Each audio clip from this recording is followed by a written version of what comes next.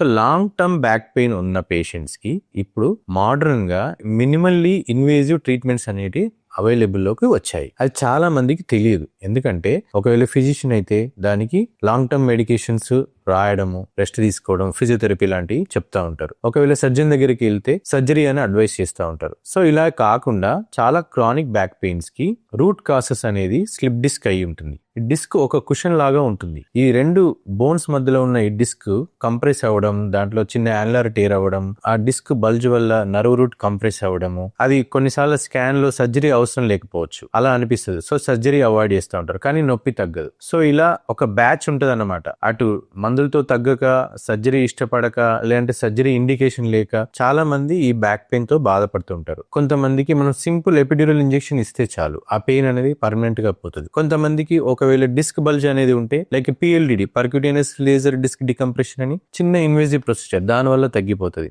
అలా ozone therapy అని, బైక్లోప్లాస్టీ అని. ఇప్పుడు ఒకవేళ ఫెసెట్ జాయింట్స్ ఉంటాయి వెన్నుపూసలో, ఆ జాయింట్ ప్రాబ్లం అయితే ఆ జాయింట్ సప్లై చేసే నర్వ్ డీనర్వేషన్ చేయడం వల్ల, ఇలా మల్టిపుల్ ఆప్షన్స్ అనేటి మనకు నాన్ సర్జికల్ గా అవైలబిలిటీ లోకి వచ్చాయి. సో మీకు అలాంటి క్రానిక్ ప్రాబ్లమ్స్ ఎవరికైనా ఉంటే, ఈ వీడియో ఎవరికైనా బ్యాక్ పెయిన్ తో బాధపడుతుంటే వాళ్ళకి షేర్ చేయండి. Thank you.